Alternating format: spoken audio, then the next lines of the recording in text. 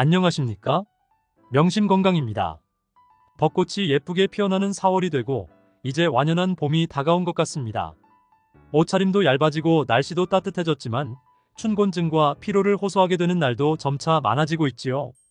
몸이 피곤할 때는 자연스럽게 피로회복제에 자꾸 손이 가기 마련인데요.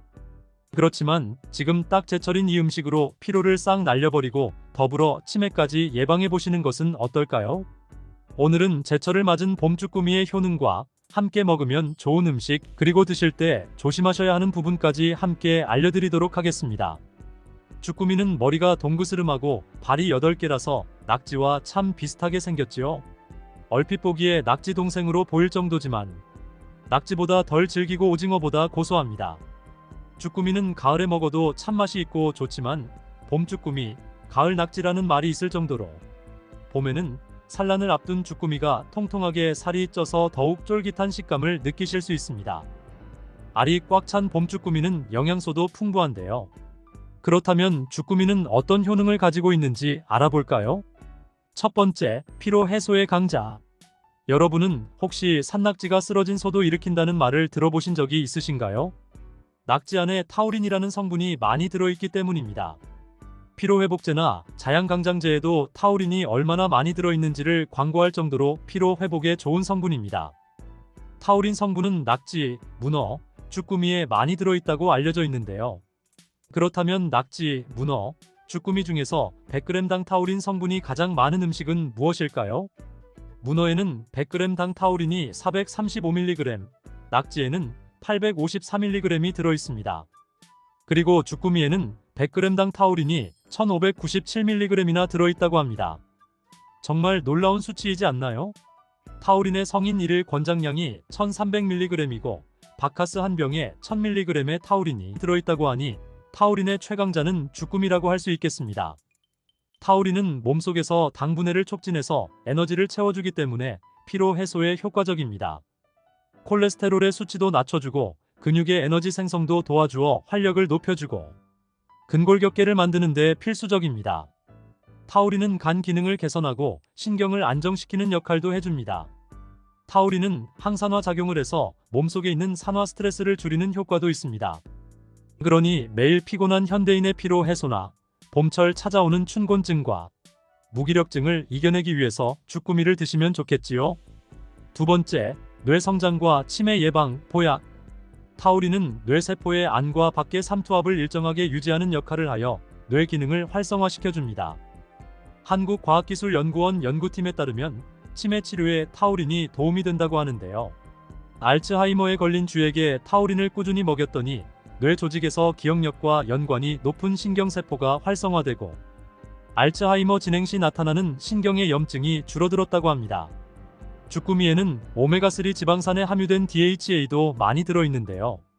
쭈꾸미 속 불포화 지방산인 DHA는 혈중 콜레스테롤 수치를 낮춰주고 혈액순환을 도와줄 뿐만 아니라 뇌에 직접 작용해 성장기 어린이들에게는 두뇌 발달에 도움을 주고 노인들에게는 기억력 개선과 치매 예방에 효과적입니다. 그러니 쭈꾸미를 드시면 뇌 성장과 치매 예방을 위한 보약과 같은 효능을 누리실 수 있습니다. 이외에도 쭈꾸미는 철분, 칼슘, 마그네슘 등 미네랄이 풍부해 빈혈과 고혈압 예방에 좋습니다. 그리고 담즙 분비를 촉진하고 간 기능을 원활하게 하여 숙취 해소에도 도움이 됩니다. 쭈꾸미는 먹물에도 영양분이 있다고 합니다. 쭈꾸미 먹물에 들어있는 일렉신이라는 성분은 암세포의 발생과 증식을 억제하고 위액을 분비시켜 소화가 잘 되게 하는 역할을 합니다. 쭈꾸미를 손질할 때 먹물은 따로 보관해 두었다가 조리할 때 적절하게 사용해 주시는 것이 좋습니다. 그렇다면 피로 회복과 치매 예방에 효과가 좋은 쭈꾸미는 어떤 음식과 먹을 때 더욱 보약 같은 효능을 누리실 수 있을까요? 첫 번째, 돼지고기와 함께 드세요. 쭈꾸미는 영양학적으로 돼지고기와 함께 드시면 궁합이 좋습니다. 돼지고기에는 지방과 콜레스테롤이 높은 반면 쭈꾸미에는 체내 콜레스테롤 수치를 낮춰주는 타우린이 풍부하기 때문입니다. 돼지고기와 함께 먹으라는 말을 듣자마자 쭈꾸미 삼겹살이 떠오르지는 않으셨나요? 많이들 즐기는 이 메뉴가 맛과 영양을 함께 누리실 수 있는 메뉴입니다. 쭈꾸미의 머리를 뒤집어 내장과 먹물을 제거하고 밀가루로 박박 문질러 빨판에 있는 이물질을 제거한 뒤 요리하기 전에 물에 살짝 데쳐주시면 탱글탱글하고 질긴 식감 없이 주꾸미를 즐기실 수 있습니다. 두 번째, 미나리와 함께 드세요. 미나리에는 비타민 B가 풍부해서 봄철 춘곤증 예방이나 식욕부진 해소에 도움을 줍니다. 미나리와 주꾸미를 함께 드시면 피로 회복에도 도움이 되고 간의 해독작용을 더욱 촉진할 수 있습니다. 미나리의 풍부한 비타민C는 주꾸미의 철분 흡수를 도와서 더욱 건강하게 드실 수 있습니다. 주꾸미를 보통 매콤한 볶음 형태로 즐기시는 경우가 많으시지요? 그렇지만 너무 맵고 자극적인 음식은 위와 장을 자극해 소화를 어렵게 하거나 주꾸미를 볶는 과정에서 영양소가 파괴될 수 있습니다. 그러니 건강을 위해서는 샤브샤브처럼 삶아서 드시는 조리법을 권장합니다.